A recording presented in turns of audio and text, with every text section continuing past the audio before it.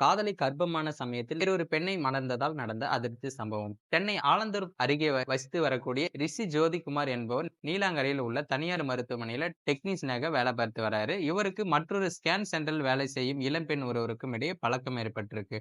நாளடைவில் இந்த பழக்கம் பார்த்தீங்கன்னா இருவருக்கும் இடையே காதலாக மாறியிருக்கு. இதனைத் தொடர்ந்து இருவரும் காதலித்து வந்திருக்காங்க. இதன் காரணமாக திருமணம் செய்து கொள்வதாக ஆசை வார்த்தை கூறி இளம்பெண்ணை தனது வீட்டிற்கு அழைத்துச் சென்று ரிஷி ஜோதி உல்லாசமா இருந்து வந்திருக்காரு. இதனால் அந்த இளம்பெண் பார்த்தீங்கன்னா கர்ப்பமாவும் ஆகியிருக்காங்க. அதன் பிறகு கருக்கலைப்பு மாத்திரை சாப்பிட்டு அந்த பெண் கருவையும் கலைச்சிருக்காரு. ஆனால் அதன் பிறகு ரிஷி ஜோதிகுமார் அந்த இளம்பெண்ணிடம் பேசுவதை குறைத்திருக்காரு.